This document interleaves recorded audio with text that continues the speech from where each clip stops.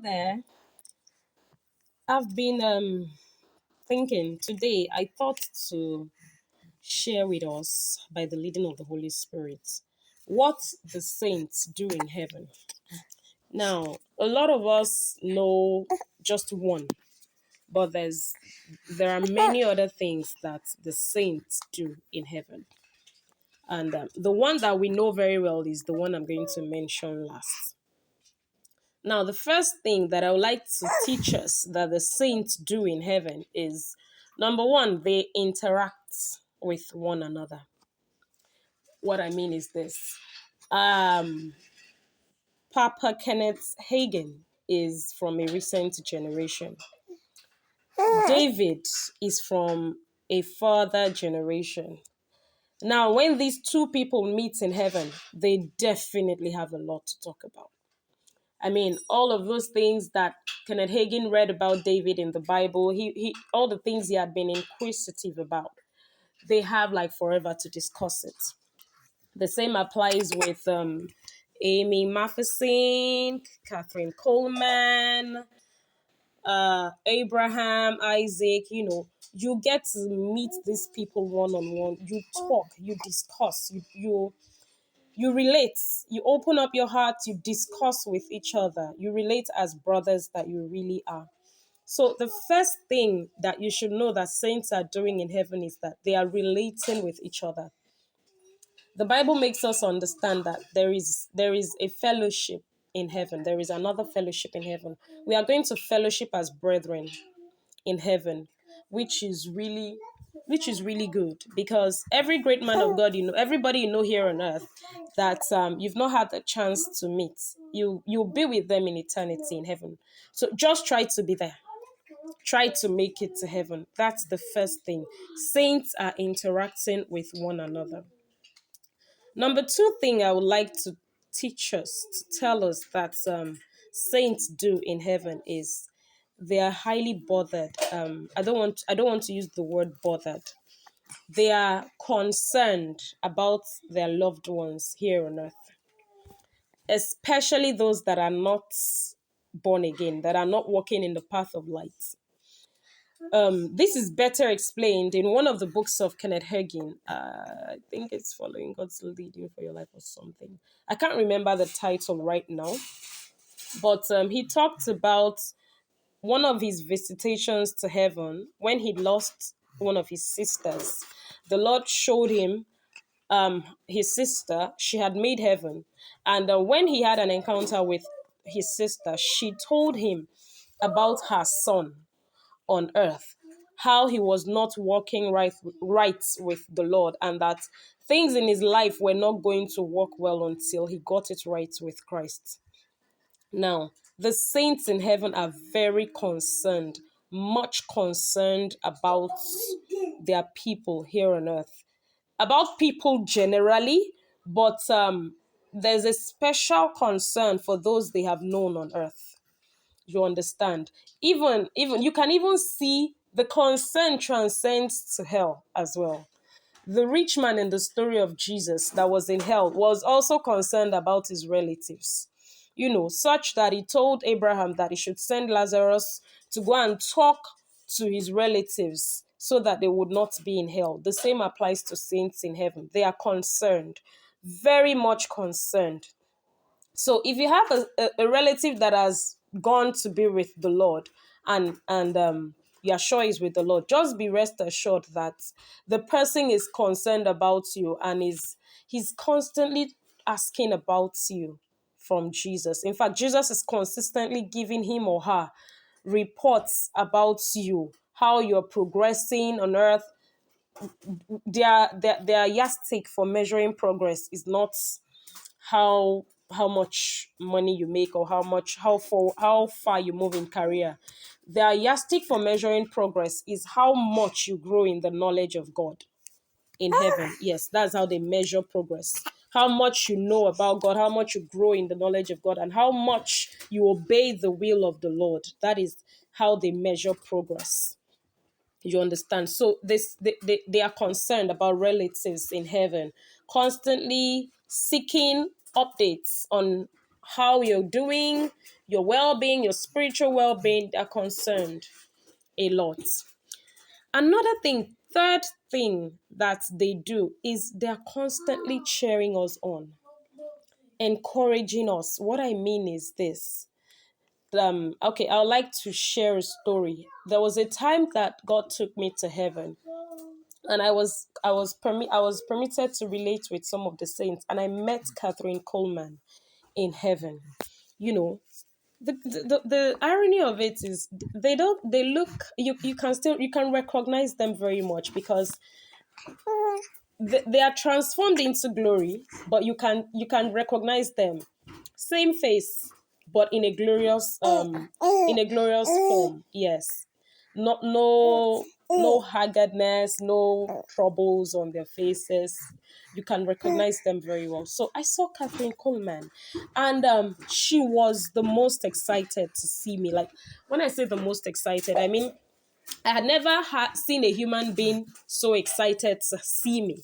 And I wondered, because as at the time when Catherine was very relevant in ministry, I was not yet born.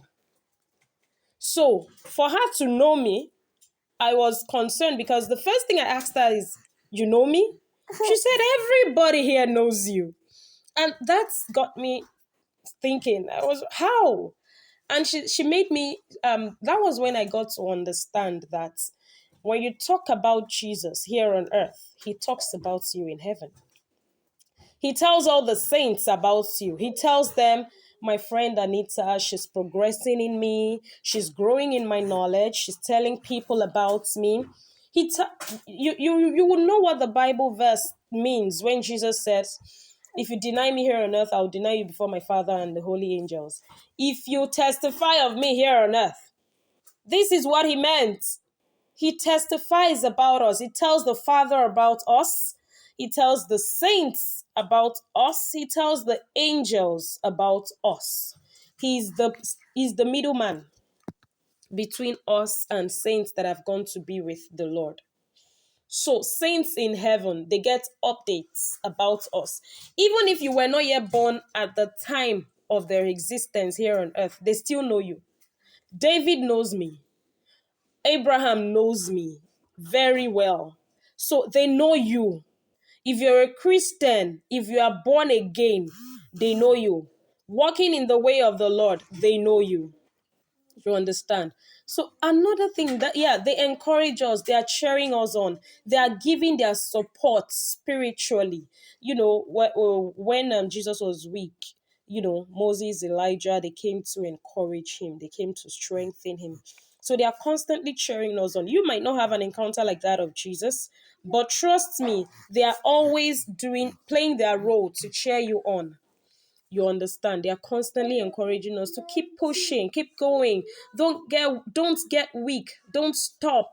Keep moving. You understand? So that's that. Another thing is, in heaven, the saints are counting on us. They are eager. They are very expectant. There are levels, there are positions. There's a position that they did not acquire. And they are hopeful that we, in this dispensation, in this generation, would acquire it. It's the position of a place with the Father. We'll do a talk on what the throne room looks like, how the throne room looks like, and the settings in heaven. We'll do a talk on that as the Lord permits, when the time comes. But just take it from me for now that there is a place where they are cheering us on to ensure that we in this generation. You understand? They are expectant. They are counting on us. They are really, really counting on us. They are passing on mantles. I remember there was one of the visits to heaven when I was permitted to talk with David and all the saints. You understand? And David made me understand that none of them finished. What I mean by finish is a collective effort. Any race you are running today is a continuation of a race run by someone before. You understand? It's a continuation. It's one and same mantle. It's just a continuation. The race Elijah ran is the race Papa Hagin ran. is the race Pastor E. Adeboye ran. It's the race I am running. It's one and same mantle. It's a continuation. So when a set transcend into glory, they are cheering on, they are hopeful, they are counting on the next set. It's like a relay. A set will run and pass on the baton. Another set would run and pass on the baton. So it's a continuation. They're counting on us to finish. David told me emphatically in that visit to heaven, he told me, he said, none of us are finishers. We are not finishers. We did not finish. So they are counting on us, we that we are here right now, to finish. We are the finishers. This is the finishing generation. So you can't afford to be weak or to stop or to go down. Keep moving. Keep moving. If you stop, it's like putting an end to the effort of 3 sets of relay runners. When you are the last one to run. So you see, you can't afford to stop, brother. You can't. So they're highly expectant. They're eager. They're counting on us. You understand? So the last one I would mention, which is the one we all know very well, is they worship.